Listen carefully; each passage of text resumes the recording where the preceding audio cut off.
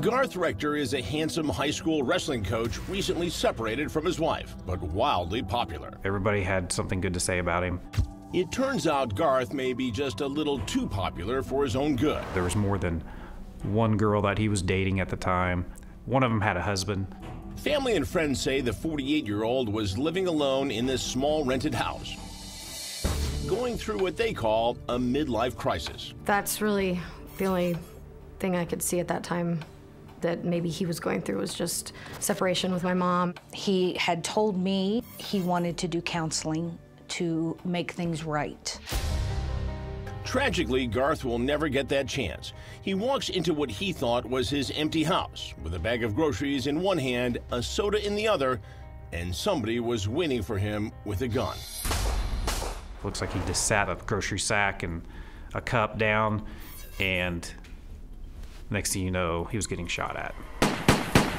A barrage of bullets cut him down where he stood in the kitchen. He was shot 5 times.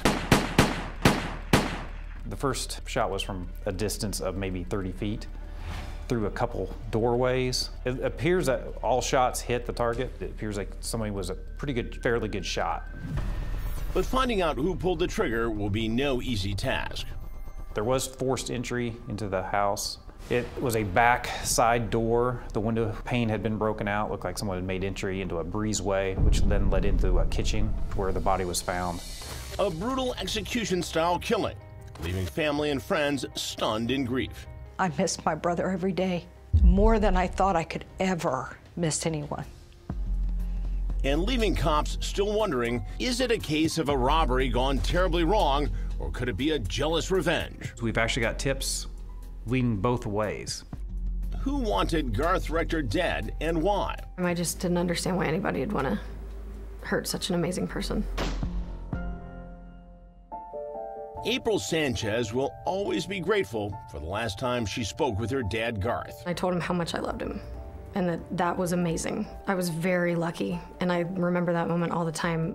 In fact, a lot of people in this hometown of Muncie, Indiana, have good memories of Garth Rector. He was a high school wrestler that came up and then got into coaching. A lot of kids and parents knew him from the wrestling scene. But only a few knew anything about his private life, the part involving other women, and possibly some very jealous men. Garth did tend to gravitate towards people who were in need, and if a woman was not happy in her marriage and started speaking with Garth, I could see that it could lead to other things. And at least one of those women is very close to Garth since his recent separation. She's his landlady, living on the same property, and she brings some baggage to the table. The landlord, who was in a relationship with Garth, she had recently broke up with a boyfriend, a long-term boyfriend. They were engaged at the time. He was an older gentleman. Sounds like he took it pretty rough. But family members say Garth was also trying to repair his marriage to Angie Sue Rector.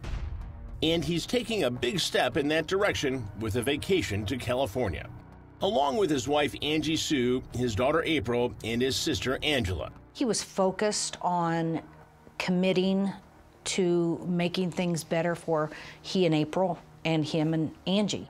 He told people that his plan was to come back home after the vacation. They're headed to San Diego to visit Garth's older sister Marty to celebrate her retirement from the military. He even told me that the last time I talked to him. I'm looking so forward to, you coming home and us picking up where we left off before you went into the Marine Corps. We were both very positive and looking forward to the future. Angie Sue and Garth's sister Angela fly to Las Vegas and plan to drive to the coast from there. Meanwhile, Garth and April prepare to fly together for the trip that could bring their family closer than ever. I knew we were leaving the next morning, but I couldn't sleep. I was super excited about heading to San Diego. And as big moments sometimes do, the occasion brings out some tension in the family. We had previously gotten into a little argument about his living situation and if him and my mom were going to get back together. The next day, it's almost like God did this on purpose for us. I received a letter from my dad, and it was a card, and inside the card was a newspaper clipping, and it was a picture of a softball team he was in, and I was on his shoulders, and it just touched me. And he wrote how much he loved me and how proud he was of me in the card, and I called him and I just apologized and I told him how much I loved him. That was my last moment with him, instead of just, hey, I'm sorry, I love you. Like, it was a moment. And I'll always have that newspaper clipping. But tomorrow's scheduled flight to California is going to leave without Garth Rector. He said, Garth got shot and he's dead. I fell to my knees and almost passed out. Then Marty breaks the shocking details to Angela and Garth's estranged wife, Angie Sue. And we sat on the couch, and she said, Garth has been shot and he's dead. And it was just silence. And I just kept staring at her because I thought she was joking. Angie immediately got hysterical, crying. We just didn't understand what was going on. Angela immediately struggles to get to the bottom of this horrific killing.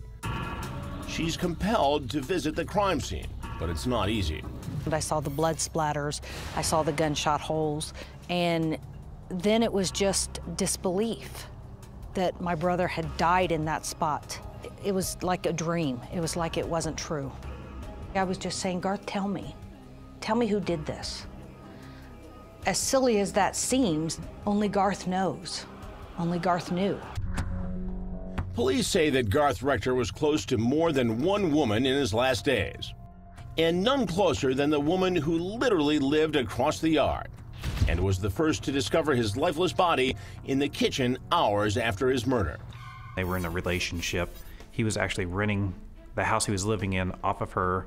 Their houses were 200 feet apart. She went over to visit him, located him on the floor, ran out of the house, called 911. But Corporal Kurt Walther says the close relationship between Garth and his landlady could be a big source of trouble in the form of her ex-fiancé. She had recently broke up with a boyfriend, a long-term boyfriend. They were engaged at the time. He was an older gentleman. Sounds like he took it pretty rough. What's more, he knows his way around Garth's house too. We had a subject that had some motive, had the opportunity. He'd been in the house before. If his DNA shows up in the house, it's nothing new. He actually replaced some windows in the house. And he carries more than just a hammer. The person is an avid gun collector. This gentleman never misses work. He missed work that day. His alibi was not concrete at all.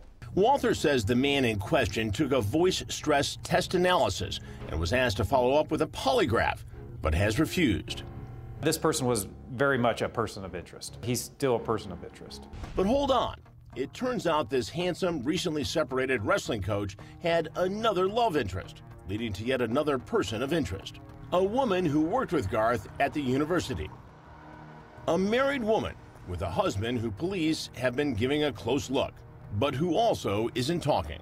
During the investigation, we did attempt a polygraph on one of those subjects, and he would not return calls. Police are tight with the information and providing no names or images of the individuals in the investigation. But Walther says there's a short list of persons of interest who are climbing up. Some people needed polygraphed, and I would like to still bring them in and polygraph them. A few of them have dodged my phone calls. It does raise your suspicion, and that is one of the reasons this is still open case. And if that's not enough to make an investigator's head spin, consider this. Cops also say the killing may have had absolutely nothing to do with Garth's extracurricular love life. Basically, we did receive a tip here recently, within the last 6 months, that would put the scenario more back to a burglary case. It's definitely not unusual for a daylight burglary, especially in the country. It happens quite often when people just go up and knock on the door. They'll see if someone's home, they'll walk around the back, kick the door in, go in the house. The troubling thing about the robbery theory, police say nothing was taken from the house. In fact, they found hundreds of dollars still in Garth's pocket. But cops claim the killer could have panicked when Garth walked into the kitchen, fired the shots, and ran off without taking anything. He's a pretty stout guy, pretty stocky, ex-wrestler. He comes home, confronts somebody in the house. They're armed. The only way out of the house is through him. That's why we're thinking maybe someone actually shot him to get out of the house, because there's no way out of the house but through where Garth was at. And at least one witness reports unusual behavior at the house around the time of the murder. This happened right at the time when schools were letting out, and there's buses going down the road. They were getting ready to get off the bus. The bus had to hit the brakes because the vehicle was backing out at a high rate of speed out of the driveway. Police may be giving more attention to the attempted robbery scenario at the moment, but to some, like family spokesperson Angela, the motive and the suspicions are clear. There are some other leads out there that have come forward that it could have been a botched robbery. And they're going to have to prove that to me before me to get it out of my head that it wasn't an upset, jealous husband. And no one would like the truth more than Angie Sue Rector, Garth's estranged wife, who agreed to speak with Crime Watch Daily to plead for information. Have it in your heart and know what's right and do what's right for in your own self as well as ours to come forward. You'll be protected. At the time of his murder, Angie Sue was reportedly trying to reconcile with Garth, and she is all in on the effort to find his killer, keeping the case alive by raising a cash reward for any information leading to a conviction. At the first Garth Fest, we raised $10,000, and it still stands to this day that we have that out there for information leading to the arrest of the person that killed Garth. Who did kill Garth Rector? Cops are still entertaining both theories, a botched robbery and a possible series of tangled love stories. But now, cops and family members need someone to come forward with more information about who committed this vicious murder, so the killer can be held accountable. If I could see Garth's killer face to face, I would just love to ask them why. Why would you do this? Was she worth it? They took away that person, the person that walks me down the aisle, that will be the grandfather to my children. They took it all away.